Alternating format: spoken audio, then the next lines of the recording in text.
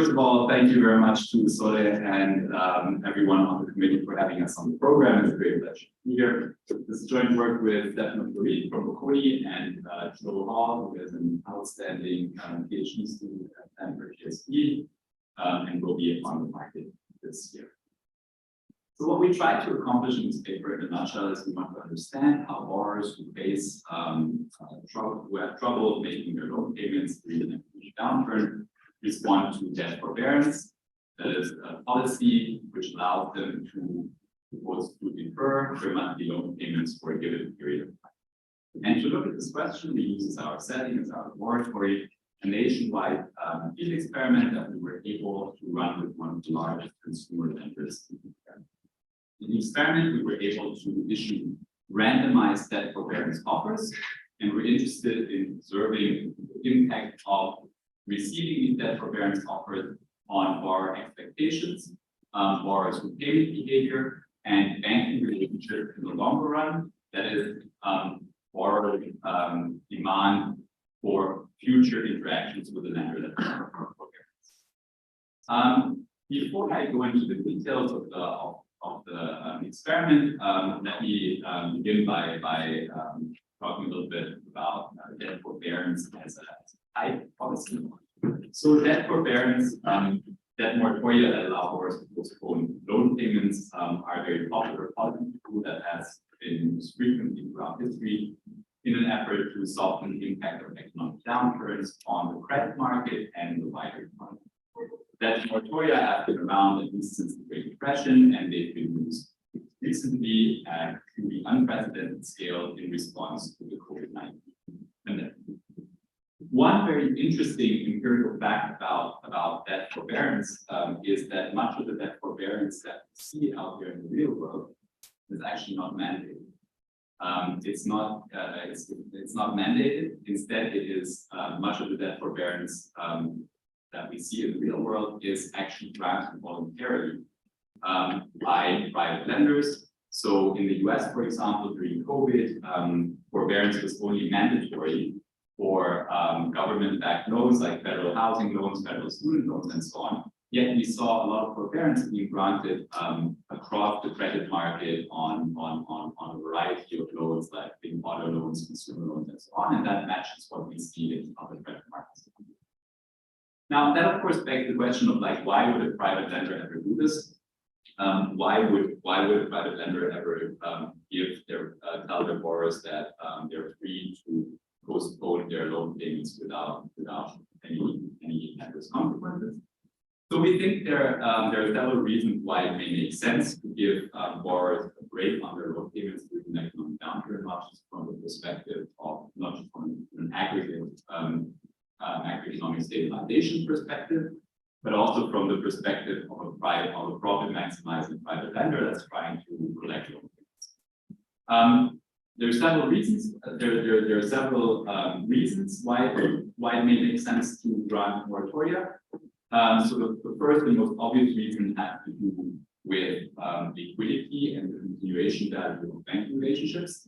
So if as a bank you think your borrowers are hit by a temporary liquidity shock rather than a solvency shock that leaves their repayment capacity permanently changed, it makes a lot of sense to allow them to defer their loan payments, to grant repayment flexibility, and preserve the continuation value of the lending relationship rather than force your borrowers into default and cut short the relationship.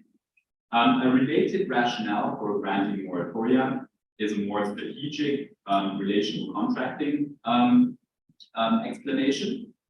So if banks have private information about the value of lending relationships, which we typically presume they do, banks can deploy forbearance strategically during an economic downturn. So banks can offer repayment flexibility to signal investment in the relationships with the highest continuation value. In other words, banks can strategically offer forbearance to tie their highest value customers into a continued lending relationship. Now, while all of that may be true, one important concern with debt forbearance that is similar to that is also concerned with many other debt relief policies is that debt forbearance may affect borrower expectations in a way that can give rise to moral hazard. And so, despite the fact that forbearance is an incredibly common, incredibly important policy that is widely used in practice, there's actually very little empirical evidence on how debt forbearance, being offered debt forbearance, affects borrower behavior and affects banking relationships, and that's what we're trying to make some progress on. The question that we're trying to make some progress on with this. So specifically, what we do is we were able to conduct a nationwide field experiment with one of the largest consumer lenders in India, in which we were able to issue randomized debt forbearance offers. And we want to understand how receiving one of these debt forbearance offers affects borrower behavior, affects borrower expectations, affects borrower behavior, and affects the demand for future interactions with the lender that grants forbearance. Our experiment is set in the context of India's economic policy response to the pandemic. India, like many other countries, initiated a large financial support package that had many components. But what's important for this paper, India's financial support package also included a nationwide debt moratorium on consumer loans. This forbearance policy had multiple phases, and our experiment takes place at a time when offering debt forbearance was optional for banks. So in other words, the regulator encouraged banks and set the regulation that would allow banks to offer forbearance, but left it up to the discretion of banks as to which one of their borrowers they wanted to offer forbearance on their loans. Now, this feature of policy enables us to design an experiment that creates exogenous variation in 2 dimensions. So the treatments of our experiment vary first whether delinquent borrowers are offered debt forbearance in the first place or not. And then additionally, for those borrowers who are offered forbearance, we vary how that forbearance offer is presented. We vary whether this forbearance offer is presented as an initiative of their bank, of their lender, if you will, like an act of generosity by their bank, or whether the forbearance offer is presented to them as an initiative of the regulator. Our experiment has a number of, we think this, and we would argue that this environment has a number of features that really help us identify the causal effect of forbearance offers on borrower behavior. So note that these offers are fully natural. These are real forbearance offers that are made in the context of this real policy. These offer our intervention as real stakes, both in terms of as real monetary stakes, both in terms of the forbearance offer, which you can opt into or not, and as well as in terms of the repayment decision you can take in response to receiving one of our forbearance offers. So let me give you a very quick preview of our main results in case I don't have time to go through all of them in full detail. So the first thing you probably want to know is, does receiving a forbearance offer create moral hazard? So that if your bank or the regulator gives you a forbearance offer, does that have a negative effect on loan repayment or overall credit? So somewhat surprisingly, we find very little evidence of moral hazard in qualified as forbearance offers. So none of the moratorium offers in our experiment have a negative impact on loan repayment. And there's also no effect on borrower expectations, which we elicit at several points during the experiment, that would go in the direction that we would expect it to go in if receiving one of these offers would really cause rampant moral hazard. On the other side, we find pretty compelling evidence of reciprocity and relational contracting type mechanism. So when the debt moratorium offer is presented to the borrower as an initiative of their bank, that actually improves loan repayment and reduces loan defaults by 4 to 5 percentage points, which is actually a pretty big number in the world of consumers. A nice feature of our setting is also that we have full credit bureau data of everyone who has a credit report in our sample. So we observe every single payment that they make on any loan that they have outstanding and that they have ever had outstanding. And so using that data, we can show that what happens when you get a forbearance offer that's presented as an initiative of your bank. What happens is that people who have multiple loans start prioritizing payments to the bank that made them the forbearance offer, whereas people who have only this one loan mobilize additional resources by reducing consumption or reducing savings to make sure that they repay this loan. We then want to understand whether this sort of reciprocity and prioritizing of the lender that's going on here has longer term effects on banking relationships. So in other words, does receiving a forbearance offer affect your demand for future interactions with a bank that made you this offer? To do this, we conducted a follow-up experiment in which we went back to borrowers in our original sample between 3 months and 1 year after our original experiment, and offered these customers a non-credit product, non-credit to shut down a couple of confounding channels that we may worry about. And in the experiment, in this follow-up experiment, we randomized whether this product was presented to them like very clearly branded as a product of the bank, or whether the offer was nondescript and the name of the bank appeared only after they clicked like, yes, I'm interested, I want to sign up for this. We find that borrowers who received a moratorium offer presented as an initiative of their bank have 10 percentage points higher demand for a product that is clearly branded as coming from their bank. So in summary, we find that borrowers who receive a moratorium offer from their bank prioritize loan repayment to the bank that made them the offer and have causally higher demand for future interactions for the bank's products in the future and for future interactions with that. All right, let me tell you a little bit more about how exactly we set up this experiment. So we ran this experiment with the customers of a large Indian consumer lender to make sure we're comparing apples to apples. We focused on customers that had one specific loan product from our partner bank. These are consumer loans that are linked to the purchase of a mobile phone. At the time of our experiment, there were about 12 million of these loans outstanding. The reason we choose this particular loan product is because these loans are most similar to the median type of consumer loan that we see in the Indian credit bureau. These are loans of an amount of $150 with tenor of 8 months and an interest rate of 12% APR at the time of our experiment. We integrated our experiment into the monthly loan repayment cycle of our partner bank. The way this worked is that at the beginning of every month, we got a list from our partner bank of people who were between 30 and 60 days late on their monthly payment.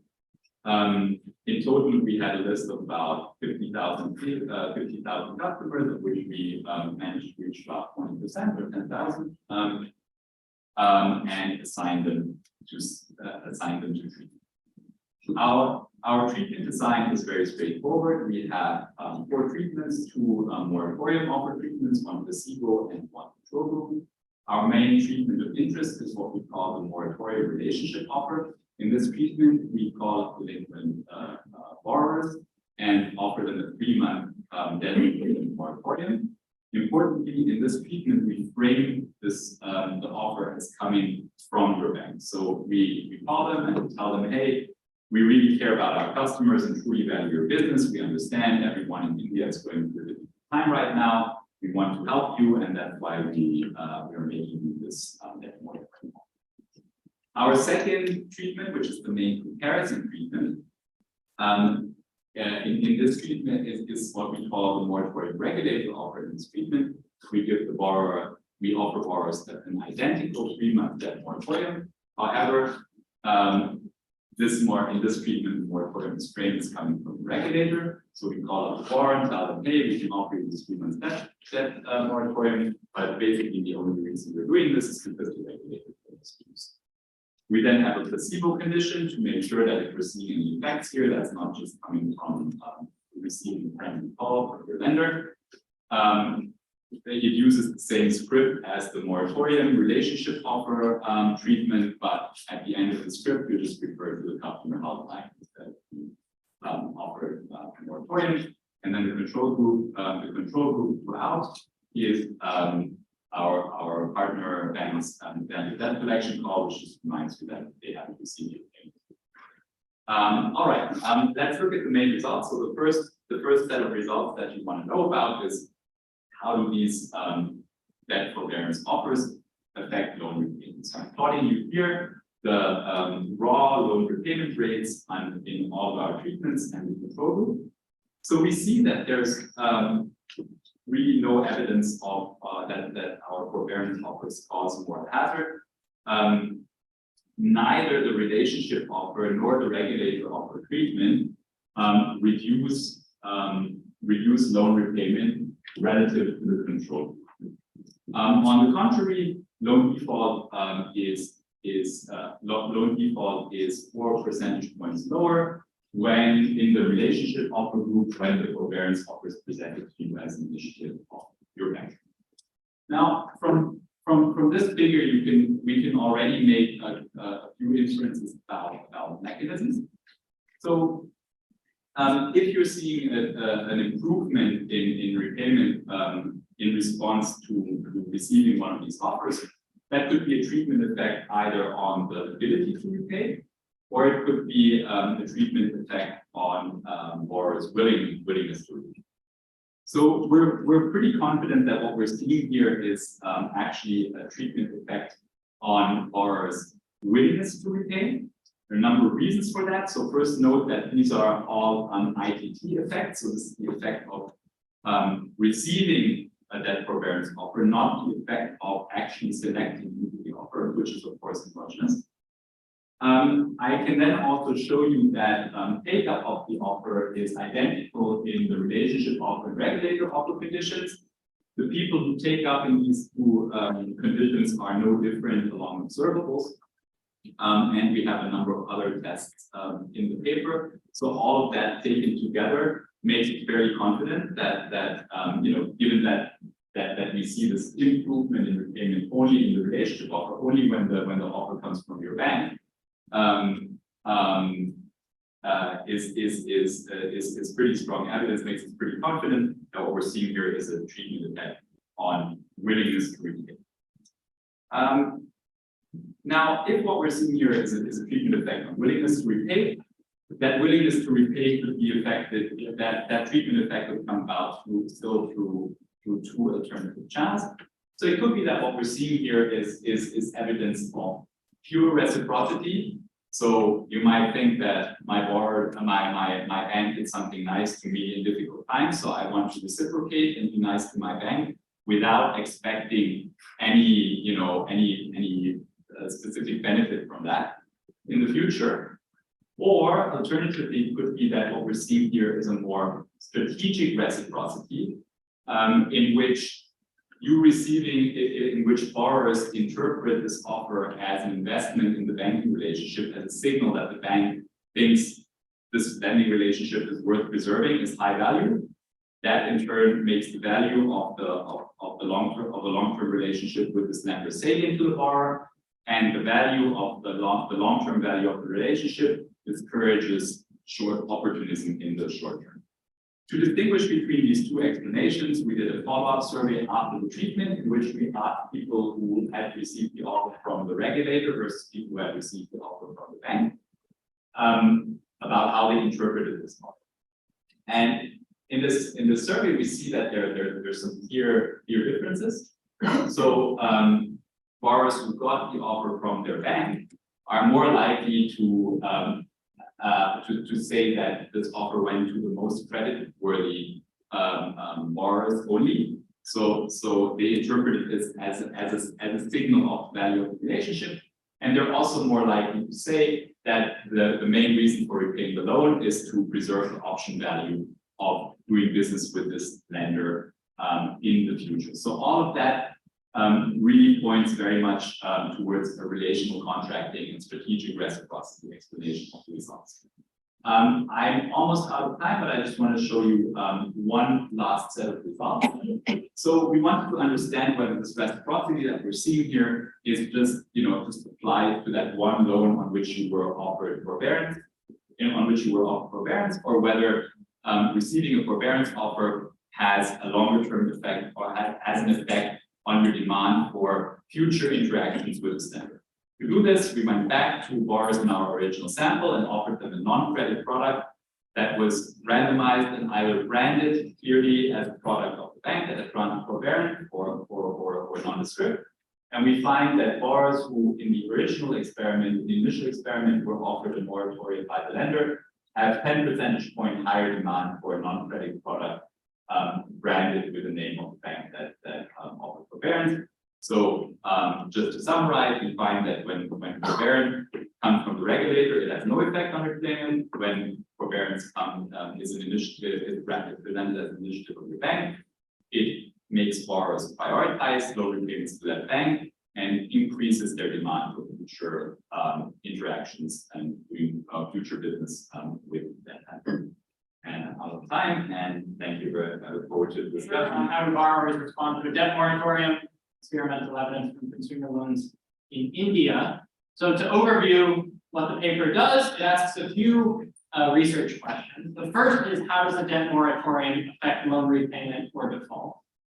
The second is, how does the phrasing of the debt moratorium as either an initiative of the lender or a result of government regulation affect loan repayment or default?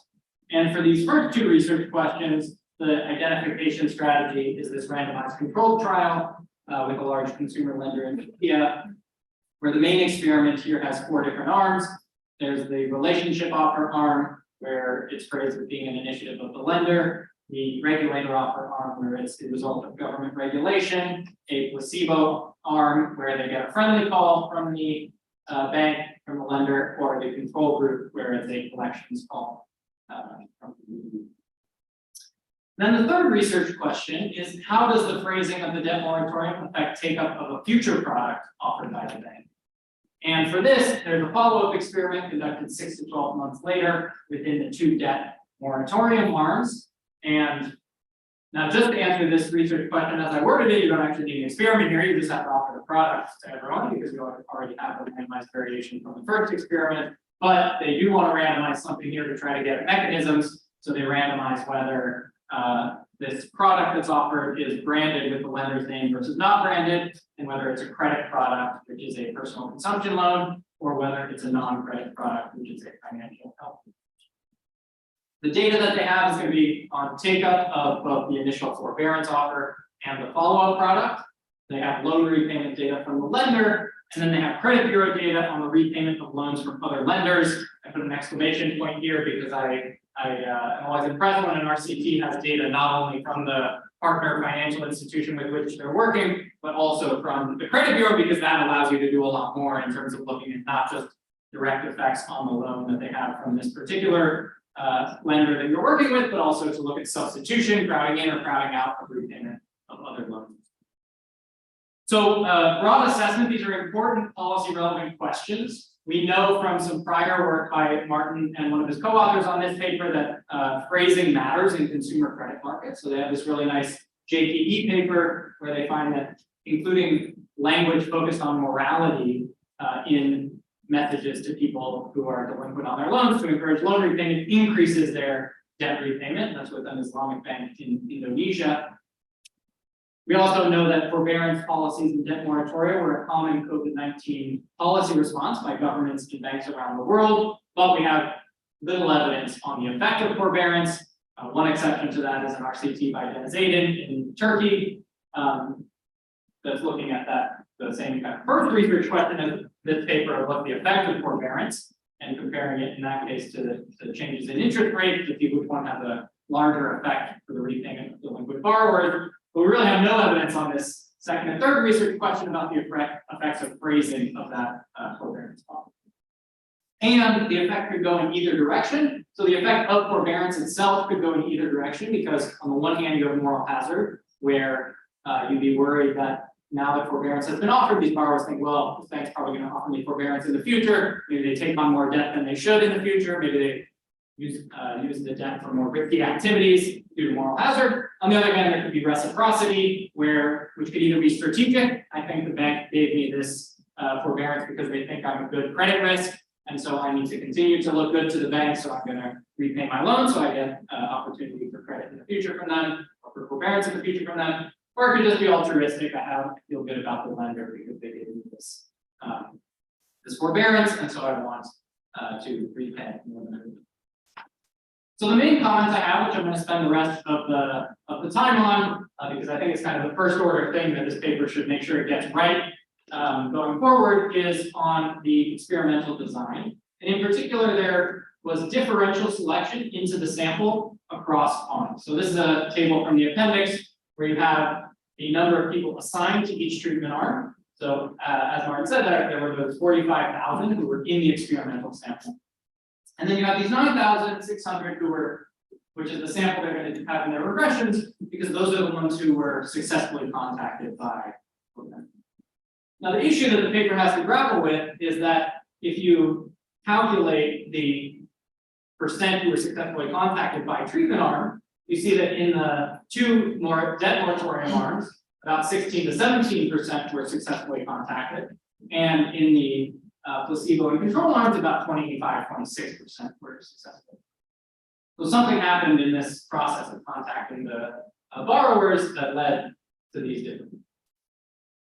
So then the first question I have about this is, well, how is that possible? How did the placebo and control group have 9 percentage points, or in relative terms, 56% higher likelihood of being successfully contacted? The randomization in the design was done at the caller by day level. So they would have a customer service representative making these calls. They'd be assigned to one of the treatment arms for all the calls they made that day. So what that means is that the customer service representative knew the treatment status prior to making these calls. And so then the question is, well, could they have, for example, put in more effort to contact those in placebo and control? Or what is it about them knowing that which treatment arm the calls they're making today are assigned to that led to these differential successful contacts? So how are the callers like incentivized is one question to try to understand this. Were the placebo control calls faster than the moratorium calls? Maybe they could just get through more per day. Did the callers dislike the moratorium calls and hence not put in as much effort or work fewer hours those days? One detail about the moratorium offers that have a processing fee. And so maybe the moratorium calls felt more like sales calls, where they're trying to convince the client to purchase something by paying the moratorium processing fee. And so maybe that's why they disliked those calls more and had a lower rate of successfully getting that. So now we know there's this differential selection. And then the next question is whether there's a lack of balance caused by the differential selection.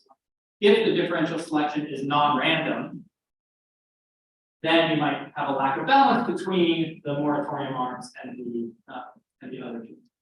And so here, if you look at the balance table in the paper, these are p-values for the regression where you include all 4 arms, testing whether you have balance across all 4 treatment arms. And you can see that there are about 4 out of these 14 variables where you see statistically significant differences at the 10% significance level. Now, just by random chance, you'd expect, since you have 14 variables, maybe 1 or 2 of those to come out as significant at the 10% level. You could have gotten unlucky and gotten 4 just by chance. But if you then break down these 4 variables where you see differences, if it was just by chance, you should see it kind of be random which group ends up throwing you off on the balance test. But actually, across all 4 of these variables, you see that the placebo and control are different than, are similar to each other, and then different than the 2 debt moratorium because the ones that have this lower rate of successful contacts. So you can see that for age, the debt moratorium arms are slightly older. They have slightly lower loans remaining on their payment. They have slightly higher probability of having a prior loan and slightly higher probability of having a prior COVID. And so this is what we would expect if this kind of 4 variables that are that are not balanced were due to this differential selection. So then revisiting the three research questions, the first one was how does the debt moratorium affect loan repayment default? It's going to be more difficult to answer that one because we have this lack of balance due to this experimental design issue. The second two are focusing on the two types of debt moratoria. And there, if we have balance, well, we didn't have differential rates of selection, which are pretty similar, 16.2, 16.7%, not statistically significantly different. And so then we can still answer these second two questions with a nice randomized design, as long as there's still balance across those two arms. So another thing I would suggest is to, well, even though the contacted rates are similar in those two arms, because we now know that the callers knew the treatment assignment before the call, and that there was differential selection, even though you have similar rates, the composition in those two groups could differ if they somehow acted differently when they knew they were doing the call for the relationship offer versus regulator offer. So I want to see formal tests of balancing those two arms. Here in the balance table, you only have the p-values from the test across all four arms, but since a lot of the regressions are focusing on these two, show the balance test for those two. So to conclude, this is a very important and policy relevant set of research questions that the paper is asking. My suggestions are to be transparent about the experimental protocol and the issues that it created, the differential selection into who was contacted across arms that we saw in that appendix table, and the lack of balance that arises between when we compare the two moratorium arms versus the placebo and control arms, and then to focus on research questions 2 and 3, where you're comparing between those two moratorium arms, because those two arms have similar rates of being successfully contacted and are hopefully balanced when you do those tests. And I also think those are the more novel questions. Anyway, we have some evidence on the overall effective forbearance, but really nothing about phrasing, which we know can be important from previous work by month. And then I'll also say, sorry to focus on just one comment, but due to the importance of these research questions, the nice RCT, I think that everything else is really nice in the paper, and this is really the only first order thing I was going to paper. So the paper I'm going to present today is a joint empirical work with Cyril Couaillier, Alessio Reghezza, and Costanza Rodriguez from DCB, so the different discipline applied to DCB and the legal system. And the topic of this paper is how to meet capital requirements during a pandemic against strong euro area banks. So this paper analyzes the measures of capital relief which were implemented by prudential authorities in order to support the banking link to the real economy, in particular to non-financial corporations during the pandemic. So in this respect, various policy measures, as indeed the next paper will present, have been implemented during the COVID-19 pandemic in order to support the bank management. This paper focuses on the measures of prudential policy, and here it gives also the opportunity to us in order to analyze a bit more widely the function of the prudential framework, particularly the macro-prudential framework, which has been set in place by Basel III after the global financial crisis. So here, in general, so the audience is very keen already on the topic, but maybe I'll just briefly refer to the underlying logic of the counter-cyclical capital policy within the Basel III framework. So the idea is that during economic upturns and during moves, we tend to build some capital buffers in such a way that when the economic downturn will come, then we will be able to use these capital buffers in order to provide lending and in order to basically respond to the credit demand that will come in the economy. But there have been some concern about the potential limitation of this framework and its effectiveness, both because of potential constraints to the usability of these capital buffers, and also because in some cases, as we will see also in this paper, the macroprudential space which was available exactly in order to be released in crisis times was somehow limited. And in particular here, the euro area provides a quite interesting setting in order to study the effect of this capital relief for various reasons. So first of all, in general, let's say the shock of the pandemic was relatively, let's say, exogenous to the banking sector. In particular, for the euro area, you have a very peculiar and interesting institutional setting where you have a centralized microprudential policy at the level of the ECB, particularly for those large significant institutions, while we have a decentralized macroprudential policy across national properties. Then we can also use data for multiple countries, both in terms of supervisory data and credit registry data. And also in terms of prudential policy measures, we had some measures of different types. This is really a key point in the analysis. On one hand, we had the actual reduction of binding capital requirements. And on the other hand, we had also some measures which added the supervisory flexibility about the capital expectation by the supervisor. So this would be a key distinction for our data. Let me now give you a bit a preview of the paper in one slide. So the setting we're going to focus on is basically the package of capital relief, which was implemented by Euro-area prudential authorities at the beginning of the pandemic. Then we conduct low-level studies or study on the effect of this capital relief on bank lending firms, while controlling the credit demand and also concurrent policy measures. And the key question we want to investigate is about the effects of this capital relief measures on the credit supply. And indeed, we do find that these measures contributed to expand lending to non-commercial. And then we want to understand whether the nature of capital relief might matter. And in this respect, here I refer to the distinction I was mentioning before. So on one hand, the release of legally binding capital requirements. And on the other hand, this form of supervisory flexibility accorded with respect to the capital expectation, which now I will specify is really to support elective guidance. And we do find that the actual releases of capital requirements raised bank lending, while the supervisory flexibility did not have a significant impact on credit supply. Then also we want to investigate potential heterogeneity dimensions while taking advantage from the parent bank low-level data and investigate both the heterogeneity of banks, particularly with regard to their ex-ante capital position. And we do find that requirement releases were more effective for banks with ex-ante smaller capital headroom, so basically the banks which in principle should benefit more from that.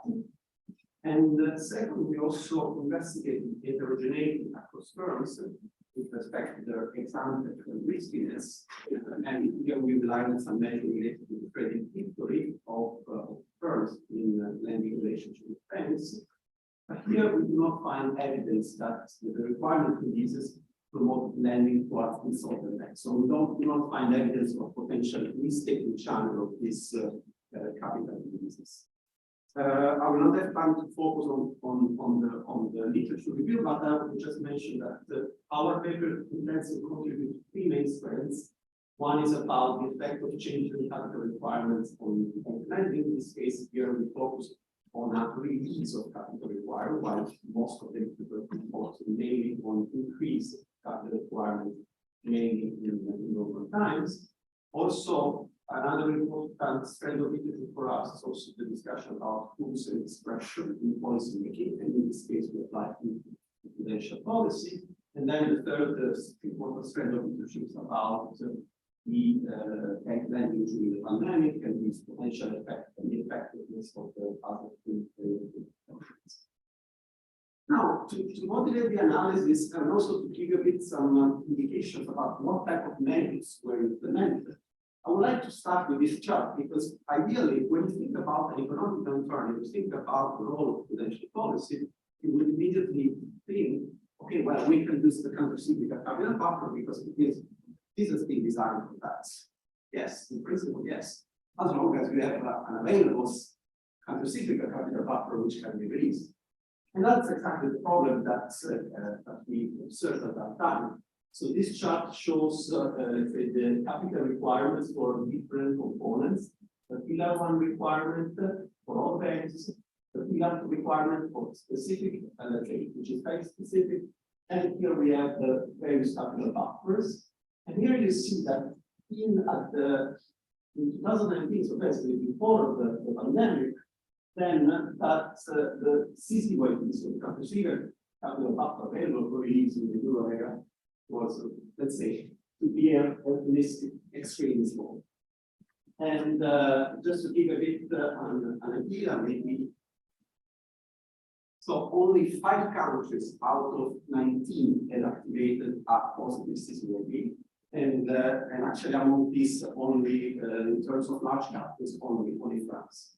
Also with a 0.25. So you can imagine that we did not much to be in that stuff. So in the end, it was necessary to use some other components of the capital stack. Now, I will not describe into detail the capital stack, but I would like to focus only on those measures which were actually implemented.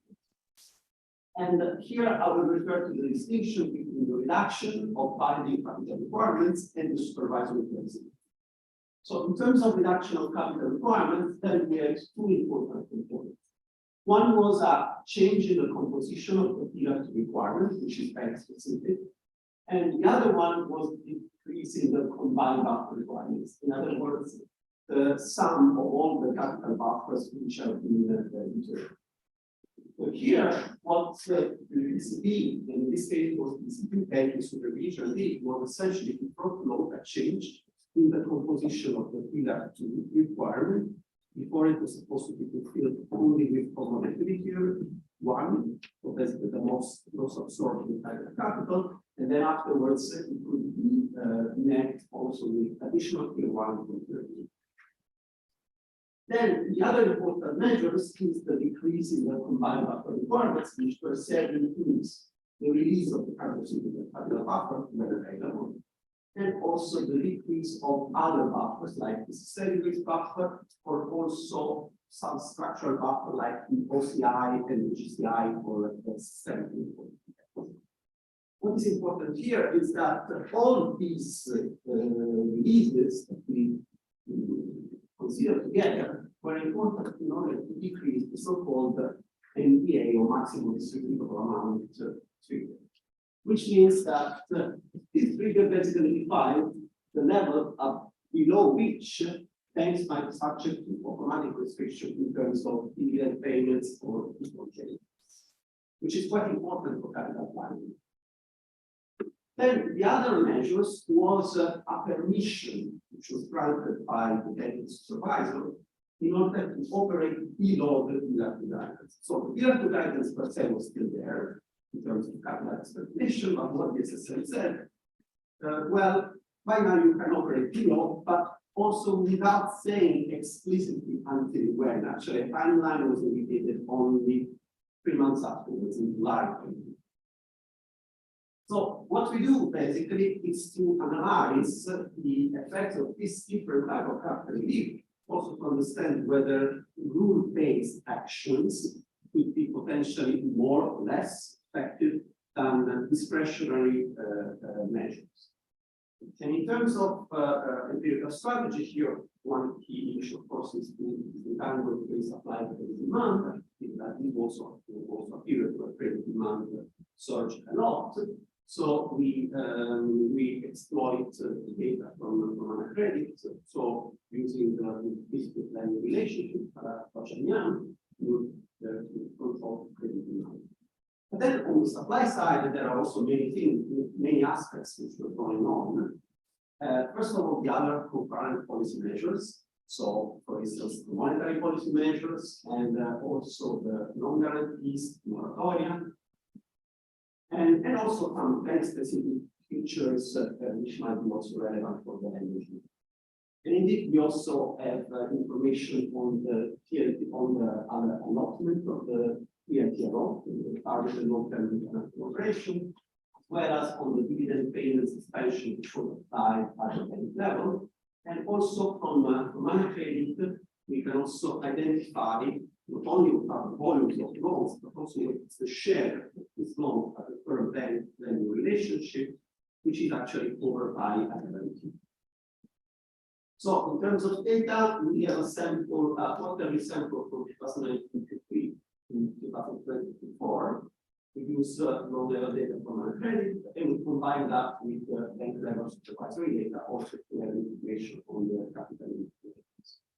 So in terms of the empirical specification, our dependent variable is defined as the log difference in volume of loans extended by a bank to a firm in a given quarter. So the difference across 1 quarter and the previous quarter. And in such a way that basically we can interpret that in terms of percentage range.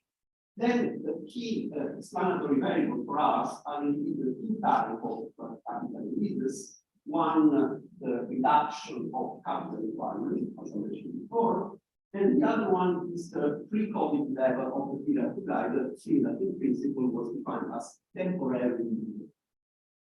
And also we have, use this effect starting from the third quarter, the demand, but also taking into account report developments in the So let me go now to the first table. So the first table here we show the results about the effect of different type of capital measures on bank lending.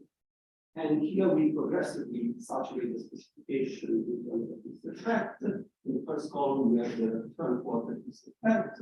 Then we have progressively bank country quarter this effect, and so for time value development in the credit country level, and also per bank this effect in order to take into account per bank specific features in the lending relation.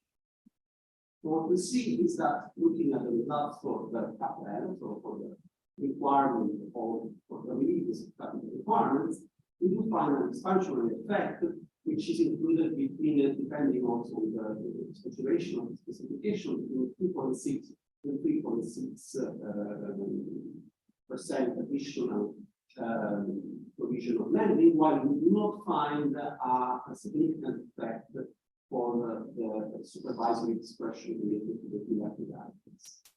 And we do find significant positive effects both for the long guarantees and also for the Pillar law for adoption. Importantly, when we look at this effect, indeed we have to consider that this effect was mainly concentrated in the very first quarter of the COVID period, which was which was basically 2022 and to some extent also 2023. It was really immediate in that sense. While actually it was immediate or even not significant, it could go across the quarters. Let me now discuss briefly about the economic interpretation of this. So there are mainly two key differences between these type of measures. On one side, both for the benefit, what are the actual benefits from this change? And second, what is the timeline for the intervention? Because when we think about the decreasing requirements, the benefit was actually the fact that banks do not have to fulfill any of these requirements, at least for a given timeline. And also the reduction in the MBA. So this was important for the capital plan. On the other hand, when you allow people to use the Pillar 2 guidance, the supervisor expectation is still in place. And you have a temporary waiver on potential action of the supervisor that even in normal times will not be necessary in the The second point, and also probably more important, is also the replenishment.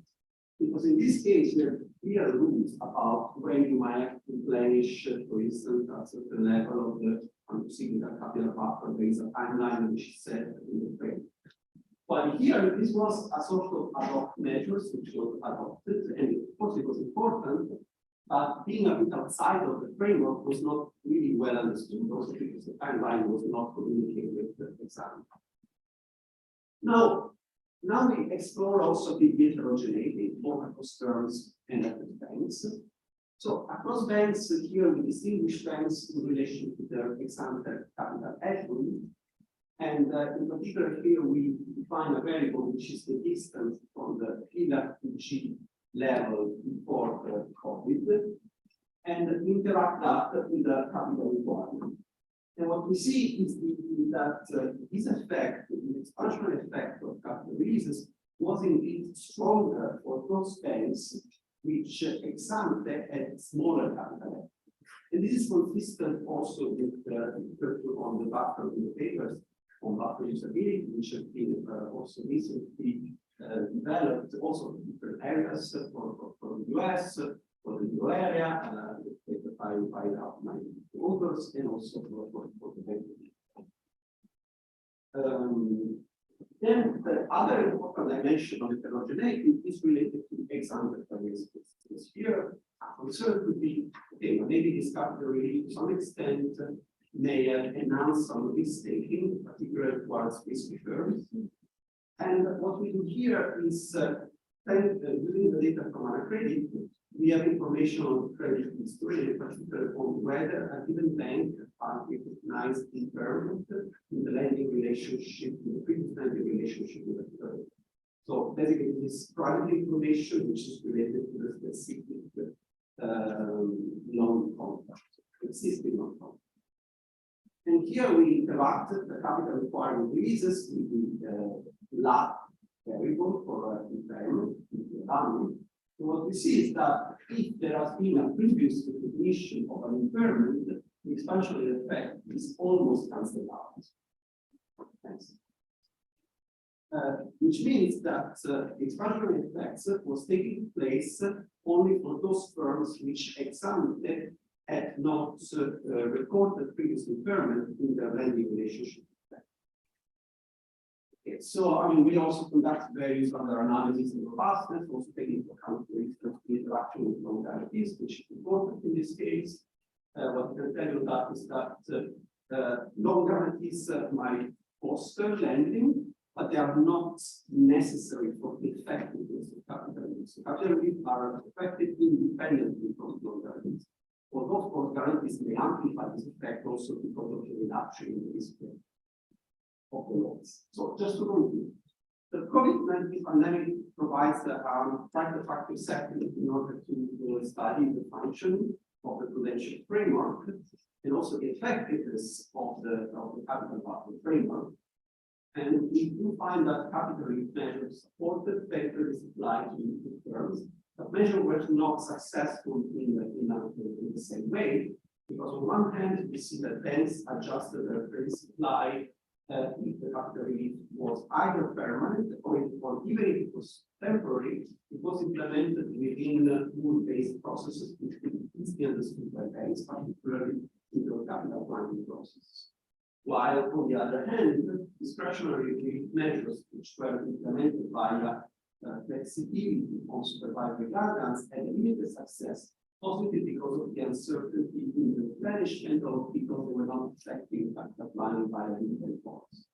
So, in terms of policy implications, we think that our study would contribute to the larger debate about the existence of the proper macroprudential phase to be used in economic downturns, and also possibly on the relative composition of the capital buffer, so cyclical versus structural. At the moment, we have lots of structural buffers, and indeed it is necessary to release some structural buffers that are not supposed to be released. So there is also the consideration about somehow flipping the balance from the usable to the usable buffer. Thank you very much.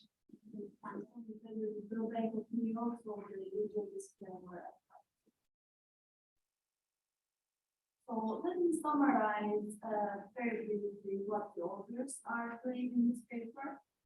They are assessing the effectiveness of various capital requirement relief measures in the Basel III framework, right after the outbreak of COVID crisis on supporting lending to non-financial populations in the euro area.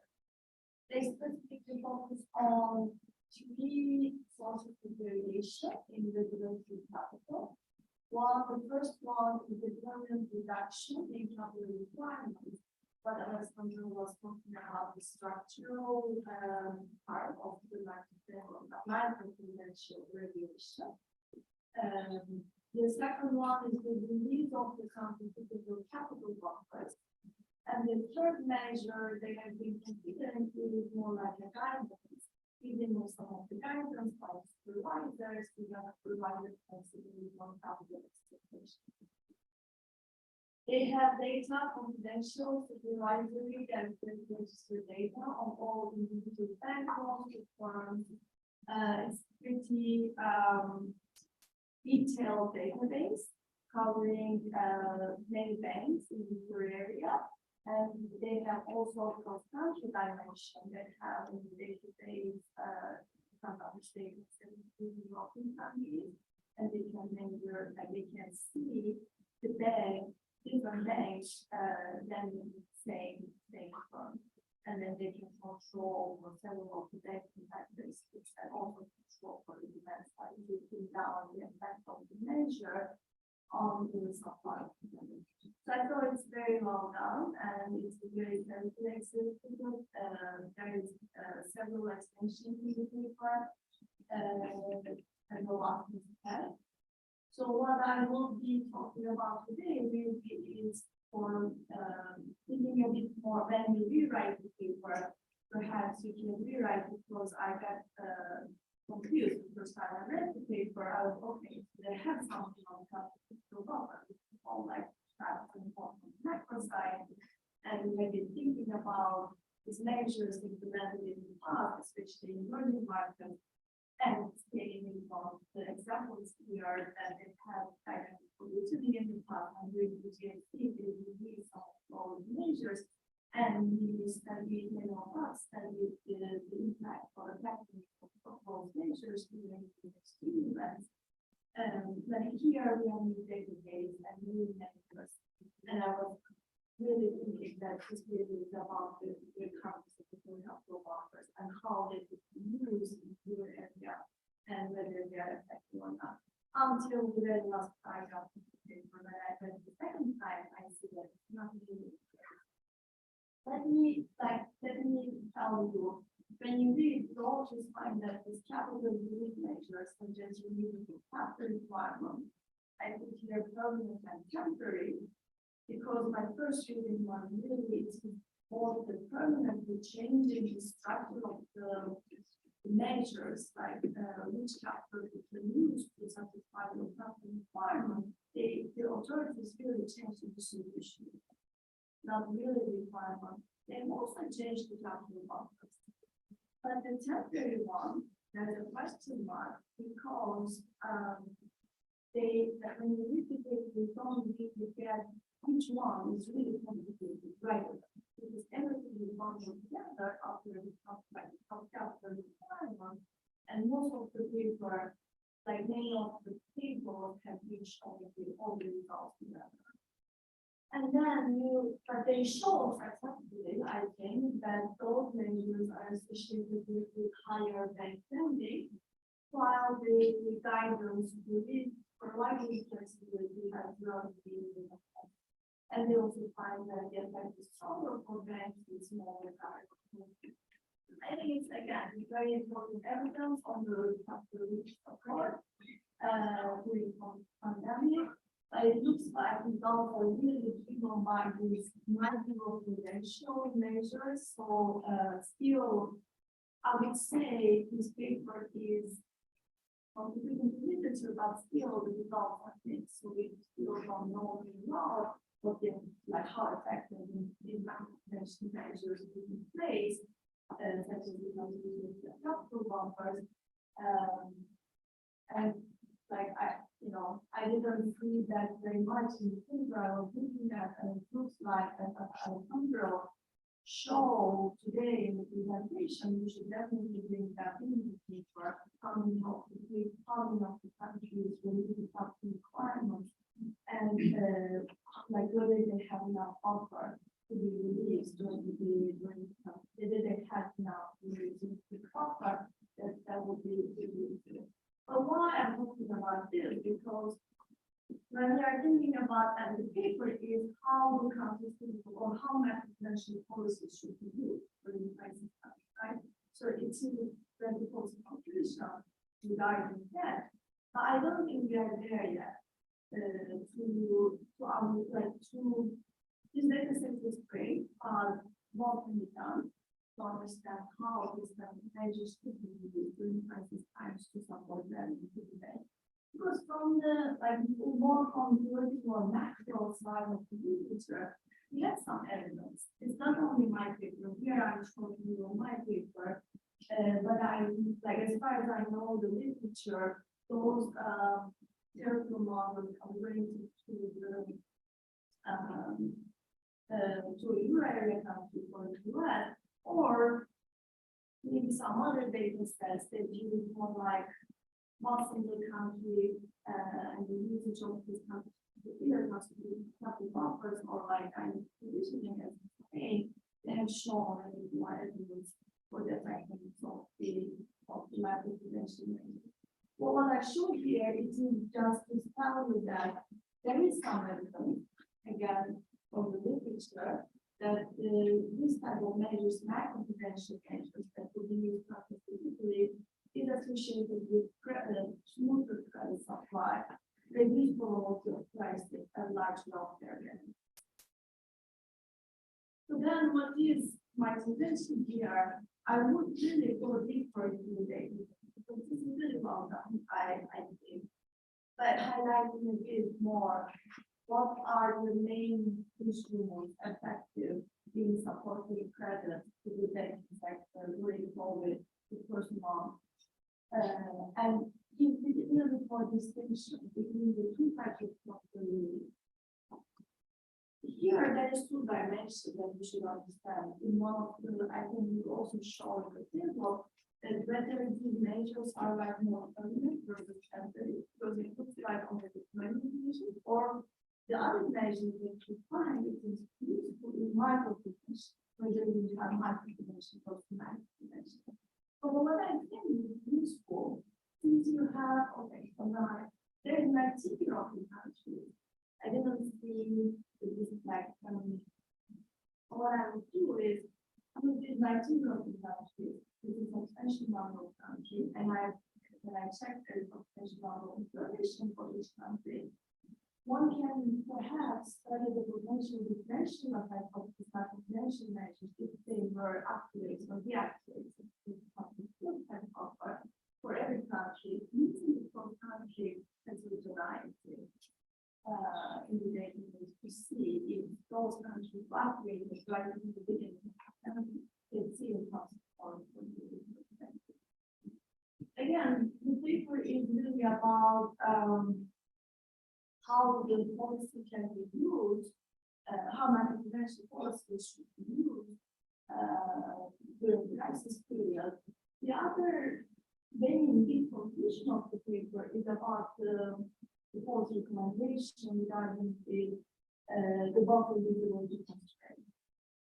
I think again, towards the end, we will discuss a little bit about that. There are ways from it. This is one measure that could definitely be involved here, right? And whether we can clearly, whether the instrument that you're proposing is the best one based on this president. Again, with the usual. So I'll be brief on the motivation. I think everyone here is quite familiar with the motivation. So COVID began as a culture. We wanted to sadly go through that. But it quickly became clear that it was also going to be an unprecedented macro. The figure on the left shows the IMF's revisions to the forecast of GDP growth over the next couple of years. So quite early in the pandemic, from April in 2020. And so this is the distribution of these revisions across countries. And so quite early on, it was clear that this was going to be a kind of generational macroeconomic shock.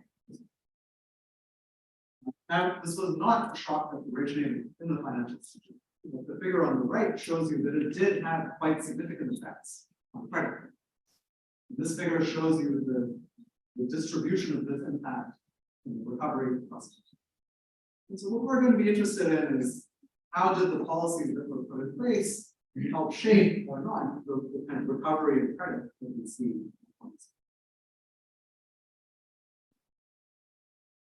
Now, for us, it's critical when trying to think about the report to account for all of the policies that were put in place during the pandemic.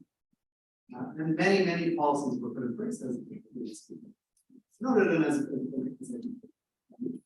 and for us, it was quite difficult to study the effect of policies with existing data. So a large part of the work that was involved in this was just to try to get a sense of what was actually done.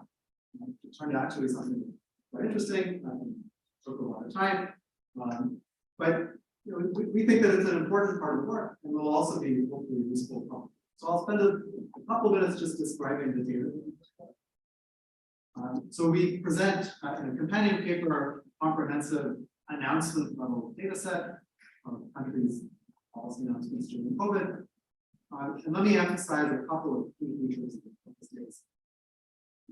So the first is that we really draw on the IMF's country by country surveillance in accounting for the key policies that were put in place for the 70 plus countries that are in the data set, where key policies as judged by the IMF teams that were following each of these.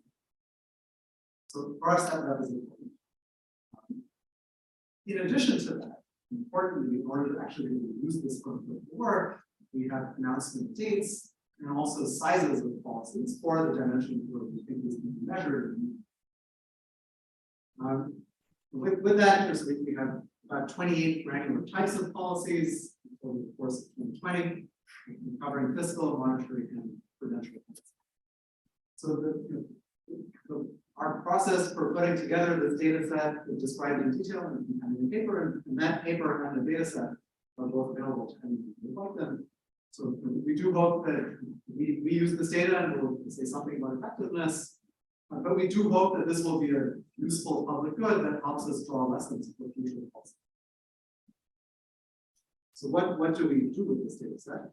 Maybe one more thing to say. So just to give you a sense of the scale of what was done during COVID, this figure on the left shows you a daily time series of policy. There's a lot going on. Just to give you a sense of the scale, the data set includes more than 5,000 individual policies. Just a lot was done. And that brings me to my next point, which is that an important feature of how a lot was done was that countries tended to combine policies with very different kinds into package. And so for us, this is a unique feature of the policy response to COVID that we can try to learn. So what the figure here shows you is the country orders that we work with, we also bank level. But what the figure shows you is how these country orders were divided into packages of different types. The most prominent color, which comes out as darkish brown, country orders were all fiscal, monetary, and prudential policies were announced at the same time. And kind of at the bottom in blue and a little bit of yellow, you see where there was nothing, or only one kind of policy. And so because the standalone kinds of policy announcements were quite rare during COVID, to us, what this means is that it's quite important to think about how policies were combined into. And we're broadly going to work with policies and packages of policies at this.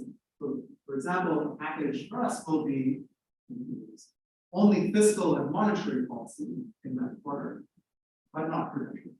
That would be an example of the package. And hopefully from that, it's quite clear that that's very different from, say, just a dummy for whether it is fiscal policy or not. That's different. So again, we're going to be focused on these permutations of different kinds of. And we're going to work with all of the permutations that we observe with reasonable regularity, and at the level of granularity that we can actually work with data. So it would be nice to be able to say something more granular, and the data does include more granular classifications of policies, but it's actually quite difficult to say more granular things with the kind of evidence that we have over this.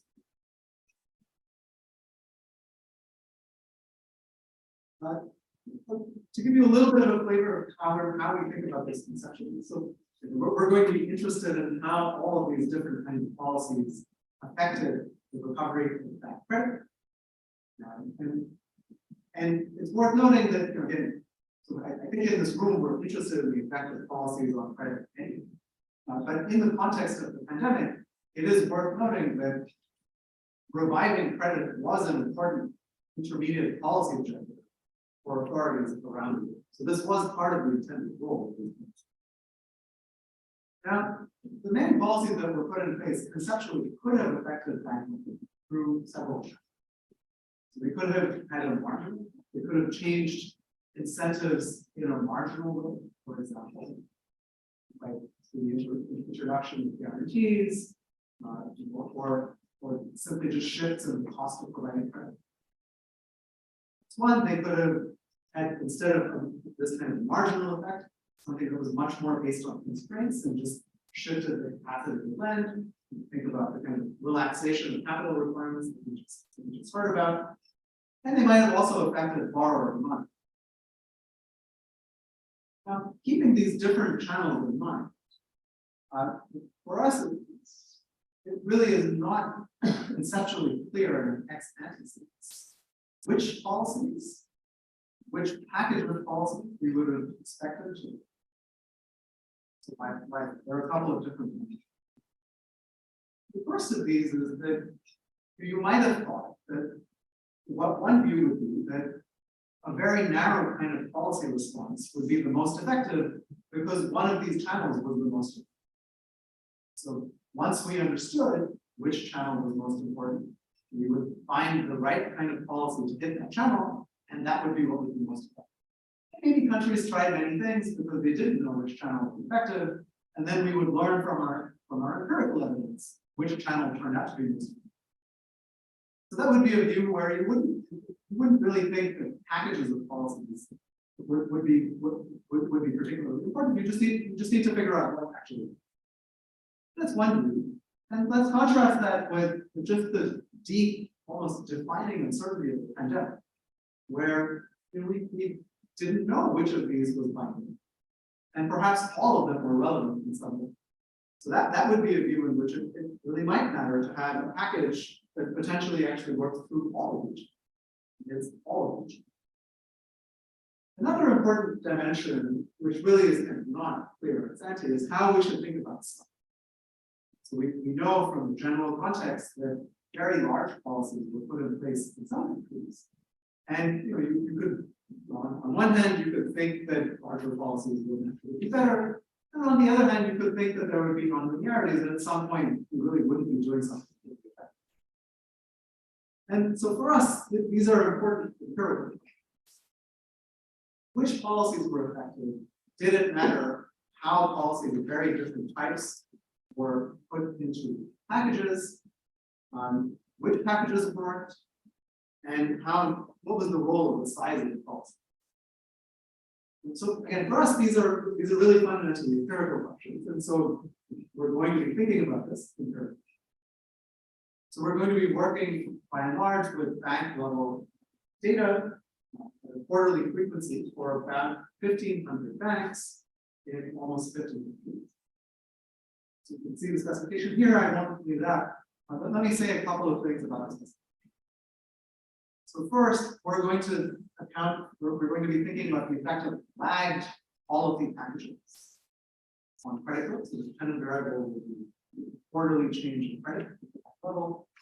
And so the lagging we think is important and quite natural just because we would expect the response to be something that takes time. But another important thing that we emphasize is that this really also helps us with concerns about reverse causality. So the kind of natural concern we would have about reverse causality in this setting is that exactly when you would expect poor outcomes in the future is when you would put in place a very large policy response, or the kind of policy response that you would think would be particularly effective. That would really push against us finding. So reverse causality with this kind of specification really works against us finding. There are several controls. I won't go through all of them. One that we think is important to emphasize is that we include real-time updates to forecasts over the next couple of years for GDP growth, country by country, from the. And again, given everything that was going on in the pandemic, new dimensions of data, new kinds of risks, and trying to understand how that was relevant in economic sense, we think that this is a very helpful summary measure that, again, country by country really distills what was going on and what was expected to happen from an economic perspective. So we think that that's quite helpful. So turning to some results. Given the time, I'll be briefer with the results of the motivation so far. Again, our key empirical questions are: how were policies combined into packages? How did that matter? And how did the size of the policy that? So in this table, our measures of packages are going to combine which kinds of policies were put in place and also a measure of intensity. So just to unpack them, if we think about the package that's fiscal and prudential only, in this table, what we're showing you is, as a proxy for the intensity of that package, the count of the number of policies that were announced in that country code. So as the measure goes up, what's going on is that the country quarter was of that type, that there were only fiscal and prudential policies, but as the intensity goes up, we have a larger measure of the policy. And there are several interesting things that we can see from this table. Clearly, it does seem to matter how policies of very different types were combined into packages. So if we look at the top row, incremental policy announcements, fiscal policy, things like credit guarantee, had no effect on bank lending. Fine. If that was the only kind of policy that was announced. So it really does seem to matter how policies of very different types were combined. In contrast, we had all of fiscal, monetary, and prudential policies. Incremental policy announcements, once this kind of packages were in place, do seem to have been effective in supporting credit. Again, going back to the motivation that we started with, this seems to push more towards the view of uncertainty, that it was important to have packages that could have potentially worked through all of the channels that might be relevant. And also there's some evidence here for size. More intense packages seem to have actually been more effective.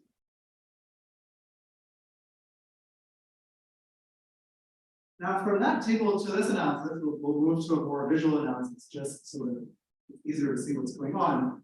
We're going to move to a slightly different measure of the size of the package, the intensity of the policy mix. So think of each of these as being coefficients from a table like the one that we just saw. So we're looking at different kinds of policy packages as we go across the figure. And importantly, if you compare the last two, we're now thinking about the size of the packages by measuring size of the policies, where we do this for fiscal and monetary policies, kind of policy by policy, and not just relying on. And the difference between the last two kinds of packages that we're going to compare is that to be on the right, as you see the figure, this was a country policy package where all three types of policies were announced, and they were large in all of the dimensions where we can measure size. And this is again so consistent with what we just saw. This is the kind of package that seems to have been effective. Just a couple of words on magnitude. The estimated effects are quite large. After this kind of policy package, quarterly credit growth was about 7 percentage points higher. And that's quite large relative to pre-pandemic trends.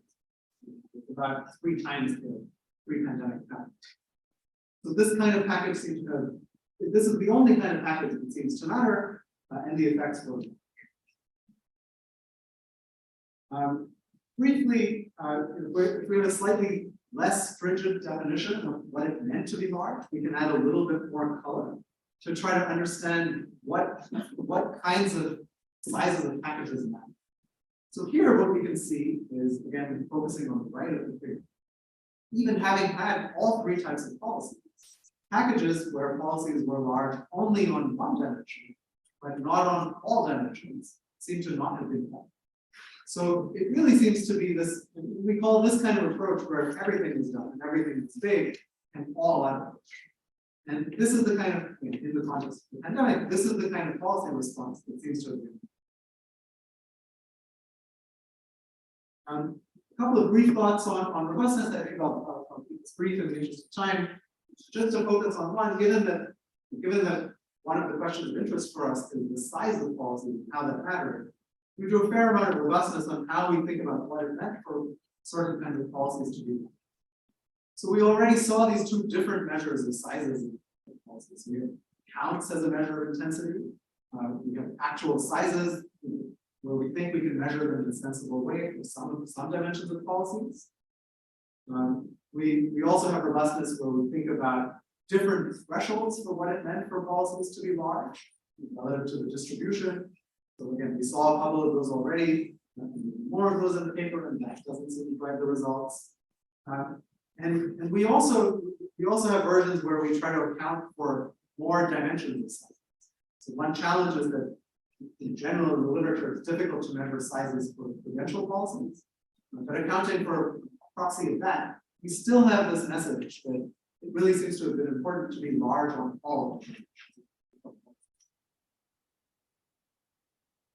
To briefly tell you about some additional work, so most of what we do focuses on time series variation. We also have some results where we think about the cross-section of banks within countries, and also the effects of these kind of packages on a sample of non-financial. So in general, with these kinds of specifications, we'll be able to we'll think about interactions of policy packages with some dimension of cross-sectional heterogeneity. So for example, capital or the level of bank dependence for the and from an empirical specification perspective, one important feature of this is that then we can include country by quarter fixed points to really absorb much more what we're doing.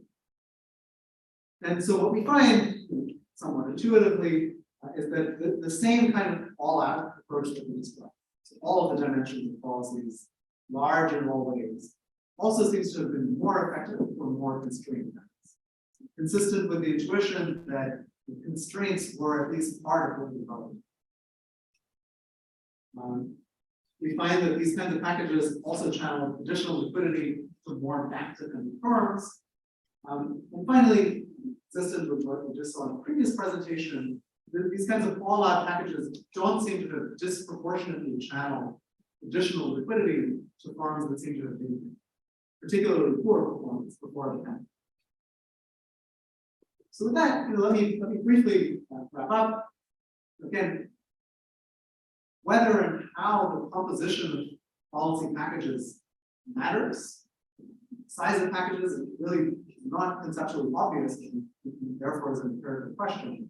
And is also one of the kind of unique features of the policy response to COVID that we can try to look at. And package design does really seem to, and in this episode, what we find is that the packages that are effective really involved in all-out visibility. Conceptually, what we take from this is that in situations where uncertainty is really very, very high and very important, it might be useful to think about policy packages that could, in some sense, hit all of the potential channels. It's all of the channels that we started with: incentives, constraints, and demand. And just one note on logistics from a practical policymaking perspective. Doing this might require coordination across government authorities that don't actually generally coordinate. So here, look forward to this. I can give the authors some help in that endeavor. Right. So what does this paper do? Well, first, the economic disruptions from COVID generated a lot of policy interventions. And the paper does a great job of documenting all the various policy interventions. Over time, across countries, in response to what was a really novel and unprecedented modern problem for today's economies. And so the paper can answer several questions. What types of policies emerged across a wide array of countries? What were the implications of the policies for bank lending? And how did bank-dependent firms respond to these policies relative to less bank-dependent firms? And to do this, the authors collect a really granular panel of policy actions by type, by size. It categorizes them into different types, so fiscal versus monetary policies, prudential or supervisory policies, as we think in the financial space. And then it has a quarterly panel of these policies. And in fact, the granularity goes down to like weekly announcements, although they can't necessarily exploit that with much of this data, but the idea being that they really have a comprehensive view of the types of policies that both advanced economies and emerging economies were implementing in response to the problems that emerged during the pandemic. And then the paper is going to estimate a relation between these policy packages that combined in different ways and bank lending and firm borrowing. And it's going to do this, I'm going to say broadly 2 different ways. There's sort of the primary analysis, which I would describe as the bank lending panel regression, which is going to estimate changes in the growth of lending for each quarter on lagged indicators for different types of policies, plus bank fixed effects, plus a host of controls, both at the country level and the bank level.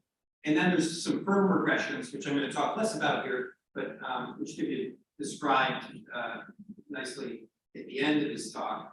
And those, as well as some bank ones, will have dummy interaction variables that allow them to look within a country quarter to look at how different banks or different firms respond in response to the policies. Again, we're looking at policies lagged 1 quarter or changes from quarter to quarter.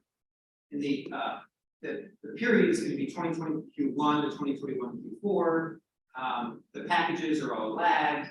And as I said, where it's conditional on a host of controls and some interaction effects. So what do they find? Well, they find lending grows faster following packages that combine all these policies. That the lending is higher if the policies are large or numerous across various types of measures for actually categorizing what's a large or numerous policy. And then, in addition, lending by low capital banks is more sensitive to these interventions, and bank-dependent firms borrow more following combined large packages. So really, there's this conclusion that these combined large packages are more effective at promoting bank lending during this period. So it's this all-out approach, or I like the term bazooka approach, that looks to be most effective. So what are my comments? I think first off, the strength of this is really the fantastic collection of policies. It's the most in-depth review of all the different types of policies that were implemented during this period that I've seen. I think it gives you a lot of opportunity to ask questions and answer them. And then this novel analysis of the very crisis response and its impact. I haven't seen much that's, I've seen a lot of things that focus on very specific policy interventions, and we heard about some of those today. But there's something to be said for taking a step back and thinking about, well, none of these policy interventions happens in a vacuum. And I even go back to thinking about all the analysis that happened after the global financial crisis, which is the real challenge is you'd always be like, yeah, well, you added stress testing, but you also did like 30 other things, or you did X, but Y was also going on.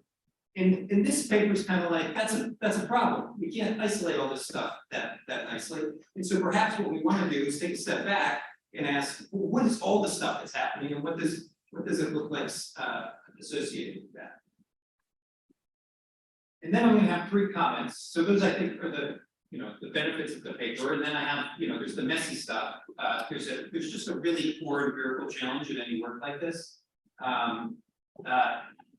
One strength of the paper is that it takes a step back, but one challenge that presents is that it makes interpreting what's actually causing this that much more challenging. So you can take a step back, and I think that's a contribution. But then I also think the reader still is trying to figure out, well, what is the important policy, or what is the important combination? And so there's limits to what this paper can do just based on the data and the time period. But I'm going to try to have some suggestions on resolving some of these issues, and hopefully some of them work. We do the best we can. There's always limits. So what's the empirical challenge? I mean, policy choices are endogenous to country-specific factors, and this was addressed. There's 2 types of factors to think about in this context. One are sort of like the independent factors, the factors that we don't actually think are being driven by expectations about bank lending or future economic growth. And those factors might be like, frictions in the governing institutions. What are they actually capable of doing? What are they allowed to do? Do you have an independent central bank? Do you have a fiscal authority that has the capacity to actually do a bazooka approach? What if you don't have any fiscal capacity? I view those are important factors that I think every country has, and there's probably a wide array of them. And then you have confounding factors that determine the response. So, what is the industrial composition of the country? What is the dependence on local bank lending? What is the sensitivity to just pandemic conditions in general? What is the political flavor of the governing party that, what is their ideological tilt towards interventions in the marketplace? And so you're going to have these factors, and they're going to be driving these policy responses, and that's going to create potential biases in interpreting the coefficients. And inevitably, asking a big question like this, you're never going to be able to perfectly do it. But I do think it's helpful to just think through what these biases could be. So you might have a bias where you have you think your country's got a high exposure to this economically, so you implement more in larger packages to offset the downturn, but the net effect of this is that your estimated impact is low, so it would attenuate any impact. But then you might also be responding to the fact that the realized impact of the crisis is greater than you realized. And so your lending is down, your GDP is down, and you do a bunch of packages. And nonetheless, your lending is being reverting already because there was a stop, and then it's like things are starting again. And you could be conflating the large packages with something that they're not really driving, which is a mean reversion in lending, and that could exaggerate your estimated impact. So I wasn't clear to me which way it could go. It could go both ways. It could go neither. But to me, this is a challenge.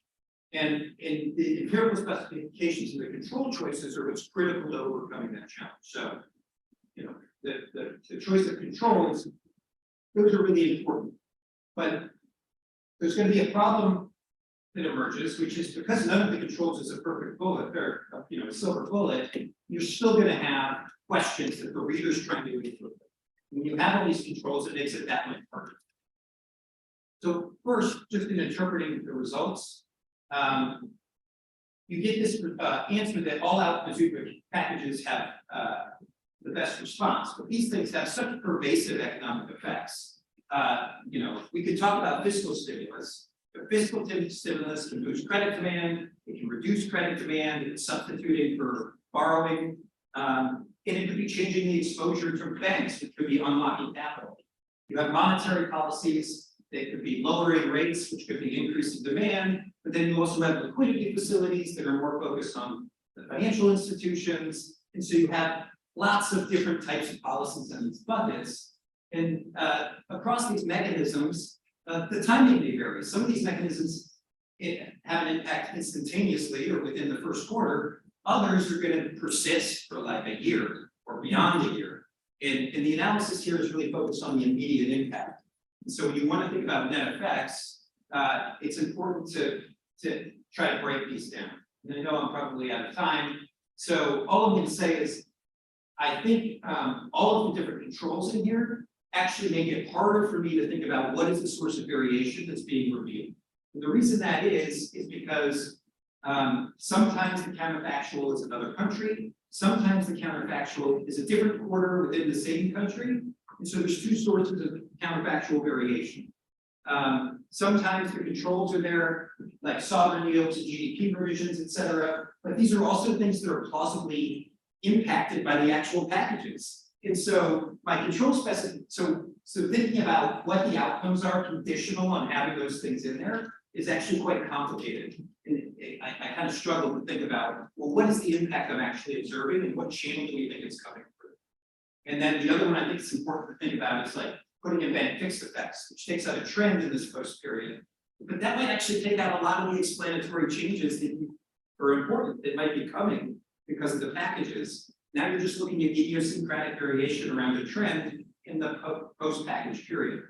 And so, my opinion, in a complex environment with limited identification, I think starting with a more parsimonious specification with clear comparisons makes it easier for the reader. It doesn't mean that you have to have perfect identification, but it does mean, but I do think it helps to have, to make it build and very clear about what you're controlling for so that the reader can determine what's being compared and then draw some narratives from it. So my suggestions really quickly, consider some independent factors and predictive factors. The independent factors might be things like fiscal capacity of the country prior to the crisis. That can give you some independent variation in the size of packages that a country could actually implement.